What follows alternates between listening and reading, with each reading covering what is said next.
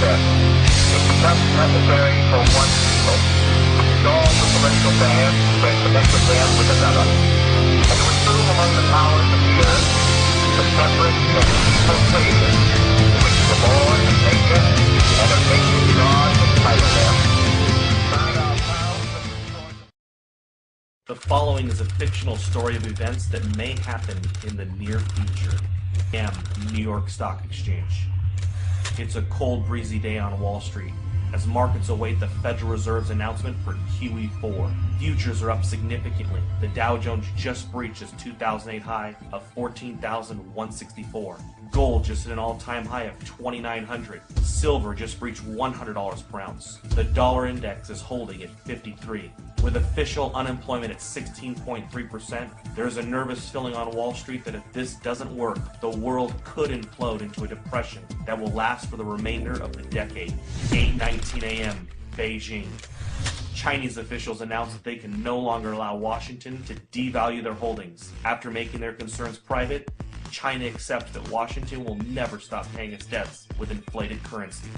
China makes an official statement from Beijing, quote, "We have made our concerns known privately for some time. With QE4 about to be announced today, China will have no choice but to stop purchasing U.S. treasuries. We have allowed Washington to try to work through their imbalances for 4 years. But with global inflation and U.S. consumers rapidly shrinking as a percentage of global GDP, we feel that a Western recovery is unlikely until they reform their entitlement programs." 8:45 a.m. New York Stock Exchange. Upon hearing the statement from China, Dow futures have a sharp reversal and begin to drop. Gold leaps past $3,000 per ounce, up $150 per ounce in the last 26 minutes. CNBC awaits a statement from the White House. 8:50 a.m. Washington, D.C.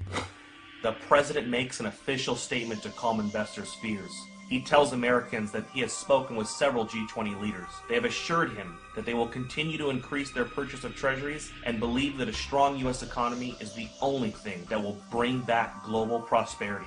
He has also spoken to Chairman Bernanke, who assures him that a strong dollar will be the result of QE4. The president also reminds Americans that his recent New Deal recovery programs that he passed through executive order will increase the likelihood of a lasting recovery. He also notes that Beijing, since 2009, has slowly been reducing their holdings, so the impact will be minimal. 9:51 a.m. New York. Dow futures fall 850 points in the first 20 minutes of trading. Markets are halted for 1 hour by the authorities. 10 a.m. Main Street, America. The news about the stock market in China has now spread. A panic begins to set in and unprepared Americans rush to the grocery store. In an attempt to purchase food and water, Americans that didn't know what was going on are alerted by all of the news stories and panic buying. Within 50 minutes, there is a nationwide rush to the stores. Empty store shelves in America become a reality. 10:52 a.m. New York. Markets reopen and the Dow Jones resumes its collapse. Investors around the world join the sell-off in bonds and stocks and begin to purchase commodities. Unlike the panic of 2008, this time commodities are seen as the only safe haven from a dollar crisis. 11:30 a.m. New York. The Dow falls 1,700 points since reopening. Trading is halted for at least 2 hours. The Federal Reserve injects $200 billion into the markets and announces that QE4 will be delayed until further notice. Congress is called back to D.C. for an emergency joint session. Some members of Congress are saying that they consider China's statement a financial attack. 12 p.m. Main Street, America. Several cities begin to see civil unrest after grocery stores are forced to close. Traffic in the streets and violence break out. The president puts the National Guard on alert for a possible deployment onto U.S. streets if things don't get under control soon. Several news agencies are reporting injuries at grocery chains and call for the authorities to do something before it gets worse. 12:15 p.m. Toronto, Canada. George Soros tells CNBC that a run on treasuries is imminent and that there is nothing the government can do to stop it. He says it is unfortunate that a controlled decline of the dollar was not coordinated better over the years. Today really could have been avoided if not for the Tea Party politicians who demanded fiscal responsibility and a constitutional government. 3 p.m. Gold closes at $11.53 for the day at $4,053 per ounce. Silver closes at $173 per ounce. The president announces that due to civil unrest in some areas of the country, U.S. stock markets will remain closed for the rest of the day. With the exception of mining and other inflation-related stocks, the majority of U.S. stocks are down significantly due to the sell-off and flight to safety in commodities. The Federal Reserve announces that it will begin to purchase U.S. treasuries and stocks in order to stabilize the markets. But this only feeds investors' fears of a full-blown treasury run and collapse of the dollar. 6 p.m. Asia. Asian markets begin a massive sell-off. Dollar collapse rumors begin to take hold of the markets. CNBC Asia looks into a possible COMEX default and complete breakdown in the U.S. economy. Gold spikes in Asia, up 17.50 in the first complete hour of trading. Gold is now at 58.03. 7 p.m. Gold and silver bullion dealers across the world have suspended all sales due to no inventory. A COMEX default is now expected. Several central bank representatives propose a freeze on currency markets and a fixed devaluation of the US dollar in order to calm investors. 7:30 p.m. the United States. The sun sets on America. In the last 12 hours, the world has changed. Americans are glued to their televisions, taking a crash course on a debauched currency. Smoke from fires in the cities have put a dark cloud over the nation. 7:45, the Federal Reserve. The Federal Reserve announces it will inject $1.5 trillion into the markets in order to stop any further decline in stocks. 7:55 p.m., OPEC.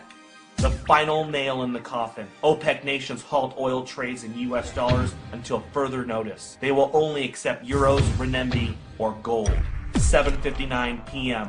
The Federal Reserve's announcement to inject $1.5 trillion into the markets causes a sharp reversal in overseas markets. Stocks begin to rally even as Main Street melts down. 8 p.m., Manhattan. Gerard Adams, president of the National Inflation Association, sends out an urgent email alert.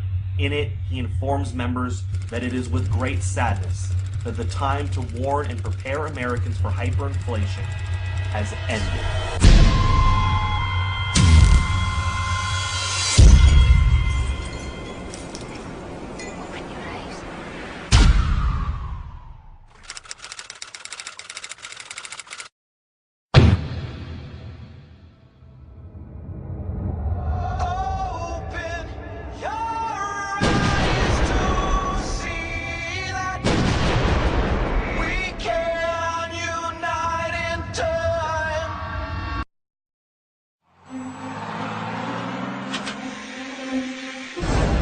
The state of the union is not good. Our trade deficit is too large. We must not go back to unwise spending.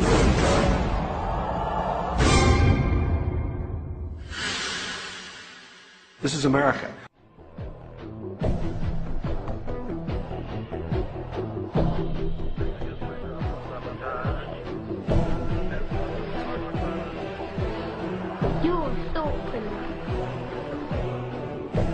George Orwell once wrote that the great enemy of clear language is insincerity. When there is a gap between one's real and one's declared aims, one turns, as it were, instinctively to long words and exhausted idioms, like a cuttlefish spurting out ink. You've probably heard confusing phrases like the trade deficit, the falling dollar, the national debt, unfunded liabilities, and so on, which all sound vague and actuarial and vaguely, well, not me. The reality behind these accounting phrases is perfectly monstrous. When someone, a foreigner say, loans money to the American government, what are they getting in return? Well, they are getting promises of interest payments and eventual repayment of the principal. Where does your government get this money? The government is not a business. It does not generate profits in the free market.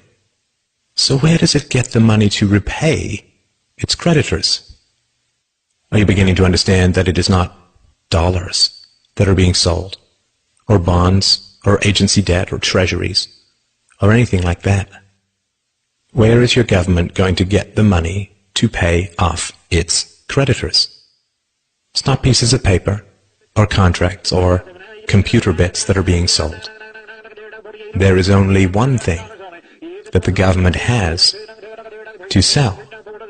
Governments have only one asset that they can use as collateral. Your leaders are selling you. When China lends $800 billion to your government, what they get in return is a guarantee that $10,000 plus interest will be taken from your family at gunpoint and shipped overseas. When a farmer gets a loan from a bank, he uses his livestock as collateral. It is the milk and meat his cows will produce in the future that he will use to pay off his loan. The bank is buying a share in his cows. You are the livestock that your leaders use as collateral. The leaders that you cheer for and throw parades for and drop balloons behind and donate money to are selling you to Chinese rulers, to the Japanese, to the Nigerians, to South American drug lords with accounts in the Caribbean banking centers, to Russia, to Korea, to Egypt, to Colombia, to Chile, to the Philippines, to Malaysia, and anyone else who is willing to give them a few dollars in return for the blood, sweat, and toil of your future. The flag that you praise and the anthems that you sing and the rulers that you weep and kneel before have as much loyalty to you as a plantation owner had to his slaves. And sadly, plantation slaves had more pride than we do.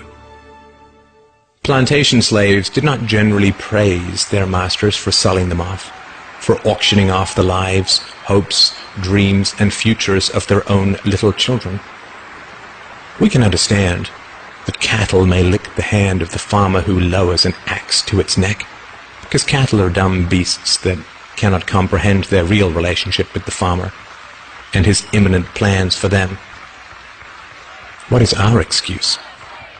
When we chant, USA, USA, USA, when we cheer and bow and beg and scrape and sing and weep with joy that some new farmer now presides over the wholesale dismantling and sale of our family's futures, when we love with obsessive emptiness the leaders who laugh while they auction us off to every tin pot dictator and stockbroker the world over, what is our excuse?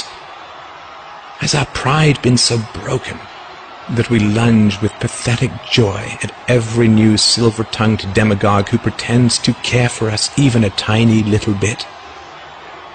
In the future, our children will demand to know why we knelt and cheered as they were sold off on the auctioneer's block.